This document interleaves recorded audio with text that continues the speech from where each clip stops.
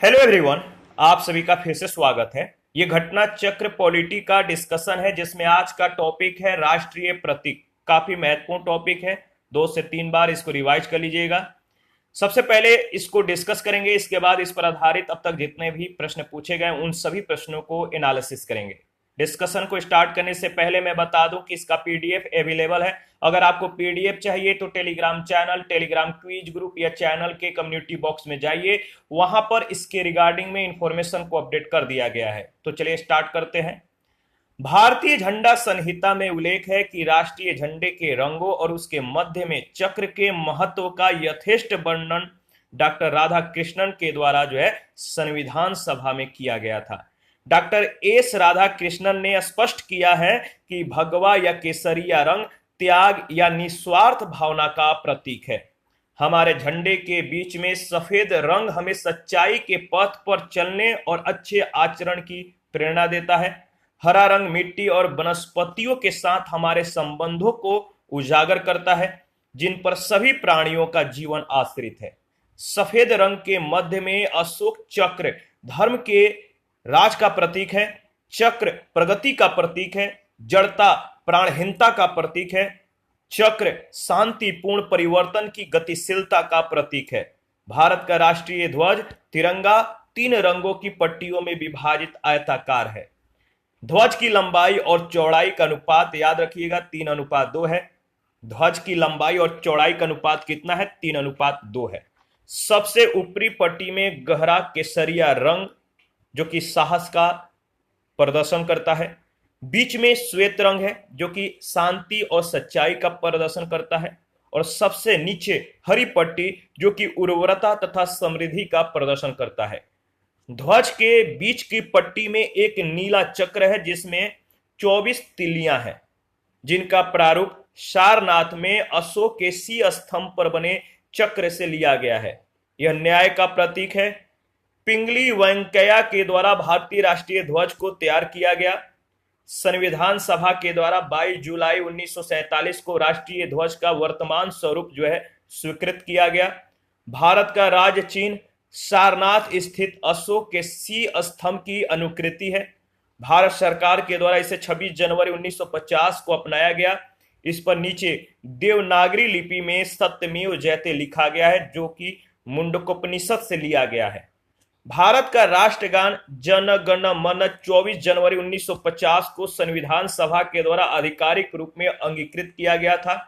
इसके गायन की अवधि 52 सेकंड है, 52 सेकंड है।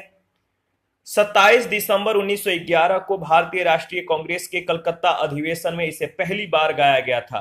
तो याद रखिएगा, कलकत्ता अधिवेशन में पहली बार गाया गया। यह रविंद्रनाथ टैगोर के द्वारा रचित है। वंदे मातरम 1950 में भारत के राष्ट्रीय गीत के रूप में अंगीकृत किया गया था। राष्ट्रीय गीत वंदे मातरम बंकिम चंद्र चटर्जी के द्वारा लिखित उपन्यास आनंद मठ से लिया गया है। इसे 1896 में भारतीय राष्ट्रीय कांग्रेस के अधिवेशन में पहली बार गाया गया था। भारत का राष्ट्रीय कैलेंडर 22 मार्च 1957 को अपनाया गया। शक संवत पर आधारित है, याद रखिएगा। चैत्र माह से इसकी शुरुआत होती है और अंतिम माह फाल्गुन होता है। इसे ग्रेगोरियन कैलेंडर के साथ अपनाया गया है। सामान्यतः चैत्र माह की शुरुआत 22 मार्च को जबकि लीप वर्ष में 21 मार्च को होती है। गंगा नदी डॉल्फिन वैज्ञानिक नाम है प्लेटानिस्ता गैंगेटिका। तो गंगा नदी डॉल्फिन को भारत के राष्ट्रीय जलीय जीव के रूप में स्वीकार किया गया है। भारतीय मोर जिसका वैज्ञानिक नाम है पावो क्रिस्टेटस, पावो क्रिस्टेटस, याद रखिए। भारतीय जो मोर है इसको भारत के राष्ट्रीय पक्षी और बाघ को भारत के राष्ट्रीय पशु के रूप में स्वीकार किया गया है। और बाघ का वैज्ञानिक नाम है पैंथेरा टाइग्रिस, पैंथेरा टाइग्रिस। 2008 में भारत सरकार के द्वारा गंगा नदी को राष्ट्रीय नदी घोषित किया गया। भारत सरकार के द्वारा स्वाधीनता दिवस 15 अगस्त को, यानी याद रखिएगा, स्वाधीनता दिवस, गणतंत्र दिवस 26 जनवरी और गांधी जयंती 2 अक्टूबर को राष्ट्रीय दिवस के रूप में घोषित किया है। कमल को राष्ट्रीय पुष्प, आम को राष्ट्रीय फल, बरगद को राष्ट्रीय वृक्ष के रूप में मान्यता प्राप्त है। केंद्र सरकार के द्वारा राज्यसभा में दिए गए उत्तर के अनुसार इस संदर्भ में हालांकि कोई अधिसूचना जारी नहीं की गई है। इस पर आधारित पहला प्रश्न पूछा गया कि किस वर्ष में जन गण मन को भारत के राष्ट्रगान के रूप में अपनाया गया है। किस वर्ष में जन गण मन को भारत के राष्ट्रगान के रूप में अपनाया गया है? तो याद रखिएगा 1950। सी ऑप्शन बिल्कुल करेक्ट ऑप्शन है। संविधान सभा ने 24 जनवरी 1950 को जन गण मन को राष्ट्रगान के रूप में अपनाया, ठीक है। और संपूर्ण राष्ट्रगान को गाने का जो समय है, यानी इस गाने को 52 सेकंड में पूर्ण कर लेना होता है। सेकंड प्रश्न है, भारत की संविधान सभा के द्वारा राष्ट्रगान जन गण मन का हिंदी प्रारूप कब अपनाया गया था? भारत की संविधान सभा के द्वारा राष्ट्रगान जन गण मन का हिंदी प्रारूप कब अपनाया गया था? तो 24 जनवरी 1950, बी ऑप्शन। थर्ड नंबर है, संपूर्ण राष्ट्रगान का वादन काल कितना है? संपूर्ण राष्ट्रगान को कितने समयों में पूर्ण कर लेना होता है? आपको मालूम है, सही जवाब हो जाएगा 52 सेकेंड। प्रश्न संख्या 4 है, भारत शासन के द्वारा राजकीय चिन्ह कब से अंगीकृत किया गया था, एडॉप्ट किया गया था? भारत शासन के द्वारा राजकीय चिन्ह कब से अंगीकृत किया गया था? याद रखिएगा 26 जनवरी 1950 से, डी ऑप्शन। भारत शासन के द्वारा राजकीय चिन्ह को 26 जनवरी 1950 को अंगीकृत किया गया था। यह सारनाथ स्थित अशोक के सी स्तंभ के शीर्ष की अनुकृति है। इसके बाद नेक्स्ट प्रश्न संख्या 5, भारत की संविधान सभा ने राष्ट्रीय ध्वज को सर्वप्रथम कब स्वीकार किया? भारत की संविधान सभा ने राष्ट्रीय ध्वज को सर्वप्रथम कब स्वीकार किया? 22 जुलाई 1947 को। भारत की संविधान सभा ने अपने चौथे अधिवेशन से जो है यानी 14 जुलाई 1947 से 31 जुलाई 1947 तक, ठीक है, चौथे अधिवेशन में 22 जुलाई 1947 को भारत का राष्ट्रीय ध्वज जो है स्वीकार किया। राष्ट्रीय ध्वज के बीच में जो चक्र है इसमें 24 तिलियां हैं। राष्ट्रीय ध्वज की लंबाई और चौड़ाई का अनुपात 3:2 है। प्रश्न संख्या 6, निम्नलिखित कथनों पर विचार कीजिए।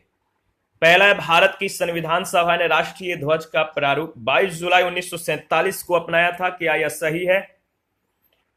तो भारत की संविधान सभा ने राष्ट्रीय ध्वज का जो प्रारूप है इसको 22 जुलाई 1947 को अपनाया था। ये जो है बिल्कुल सही है, ठीक है, पहला। दूसरा, तीसरा गलत है। 21 तिलियां नहीं है और इसका अनुपात लंबाई चौड़ाई जो है ध्वज की 3:4 नहीं है।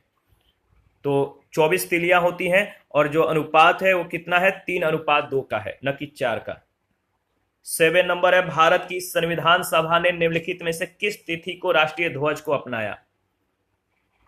भारत की संविधान सभा ने किस तिथि को राष्ट्रीय ध्वज को अपनाया? तो 22 जुलाई 1947, सी ऑप्शन। भारतीय राष्ट्रीय ध्वज के प्रारूप को किस दिन स्वीकार किया गया?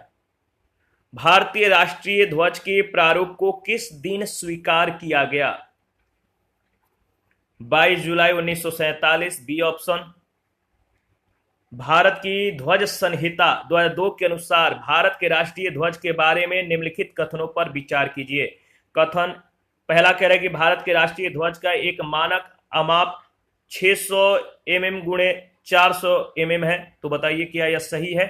दूसरा कथन है कि ध्वज की लंबाई से ऊंचाई यानी चौड़ाई का जो अनुपात है 3:2 का होगा। तो इसमें पहला गलत हो जाता है लेकिन दूसरा सही हो जाता है। तो सही जवाब हो जाएगा डी ऑप्शन।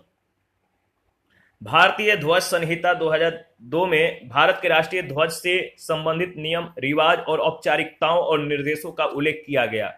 भारतीय ध्वज संहिता 2002 को 26 जनवरी 2002 को लागू किया गया था। इसके अनुसार भारतीय ध्वज का आकार जो है आयताकार होगा और इसकी लंबाई चौड़ाई का अनुपात 3:2 का होगा। भारत के राष्ट्रीय ध्वज का मानक अमाप 600 mm × 400 mm नहीं है। भारत के राष्ट्रीय झंडे के मानक अमाप निम्नलिखित निर्धारित किए गए हैं। यहाँ पे आप देख सकते हैं झंडे का जो आकार है इस तरह से निर्धारित किया गया है। भारतीय राष्ट्रीय ध्वज में चक्र किसका प्रतीक है? भारतीय राष्ट्रीय ध्वज में जो चक्र है वो किसका प्रतीक है? तो चक्र जो है न्याय का प्रतीक है, बी ऑप्शन। भारतीय राष्ट्रीय ध्वज में सफेद पट्टी के बीच में नीले रंग का चक्र है, जिसका प्रारूप सारनाथ में अशोक के सी स्तंभ पर बने चक्र से लिया गया है। इसमें 24 तीलियां हैं। यह न्याय का प्रतीक है। प्रश्न संख्या 11 है, भारत के राष्ट्रीय ध्वज में आरो की जो कुल संख्या कितना है, यानी तीलियां कितनी है। राष्ट्रीय ध्वज में आरो की कुल संख्या यानी कुल तिलियों की जो संख्या है वो कितनी है, तो आपको मालूम है 24 तिलियां हैं। इसके बाद प्रश्न संख्या 12, भारत का राष्ट्रीय पशु कौन है। भारत का राष्ट्रीय पशु है बाघ। भारत का राष्ट्रीय पशु बाघ है, जिसका वैज्ञानिक नाम पैंथेरा टाइग्रिस है। देश में बाघों की घटती संख्या को देखते हुए अप्रैल 1973 में बाघ परियोजना शुरू की गई थी। 13 नंबर है, भारत का राष्ट्रीय पुष्प कौन सा है। भारत का राष्ट्रीय पुष्प कौन सा है, तो सही जवाब है कमल, बी ऑप्शन। भारत का राष्ट्रीय पुष्प कमल है, जो भारतीय संस्कृति का प्रतीक है। इसका वैज्ञानिक नाम नेलंबो न्यूसिफेरा है। 14 नंबर है, भारत का राष्ट्रीय पंछी कौन है। भारत का राष्ट्रीय पंछी कौन है, तो मोर है, सी ऑप्शन। भारत का राष्ट्रीय पंछी मोर है। वैज्ञानिक नाम पावक क्रिस्टेसस है। याद रखिएगा, भारत का राष्ट्रीय वृक्ष बरगद है। राष्ट्रीय पुष्प कमल है। राष्ट्रीय फल आम है। राष्ट्रीय वाक्य सत्यमेव जयते है, जो सारनाथ स्थित अशोक स्तंभ से लिया गया है। 15, राष्ट्रीय पंचांग के संबंध में कौन से कथन सही है। राष्ट्रीय पंचांग, तो इसमें जो पहला कथन है, भारतीय राष्ट्रीय पंचांग विक्रम संवत पर आधारित है, गलत है। राष्ट्रीय पंचांग को 26 जनवरी 1950 को अपनाया गया था, यह भी गलत है। न तो पहला और न ही दूसरा सही है। सही जवाब हो जाएगा डी ऑप्शन। ग्रेगोरियन, याद है, ग्रेगोरियन कैलेंडर के साथ साथ देश भर के लिए जो है शक संवत पर आधारित राष्ट्रीय पंचांग, जिसका पहला महीना चैत्र है और सामान्य वर्ष 365 दिन का होता है, 22 मार्च 1957 को अपनाया गया था। चैत्र का पहला दिन सामान्यतः 22 मार्च को और अधिवर्ष में 21 मार्च को पड़ता है। 22 मार्च और 21 मार्च, याद रखिएगा। इसी के साथ आज का जो सेशन है समाप्त करते हैं। नेक्स्ट सेशन में राज्य एवं संघ राज क्षेत्र के बारे में डिस्कस करेंगे। आप अपना प्रतिक्रिया देते रहें। आपके प्रतिक्रियाओं का हमें विशेष तौर पर मतलब कि आशाएं रहती हैं कि आप जो है अपनी प्रतिक्रियाएं देंगे। और जिन लोगों ने Telegram channel, Telegram quiz group, Facebook page, Instagram को ज्वाइन नहीं किया, वीडियो का डिस्क्रिप्शन बॉक्स में उसका लिंक है, आप लोग ज्वाइन कीजिए। और प्लीज चैनल को लाइक और सब्सक्राइब तथा ज्वाइन करके हमें सपोर्ट करें। मिलते हैं नेक्स्ट सेशन में। Thank you.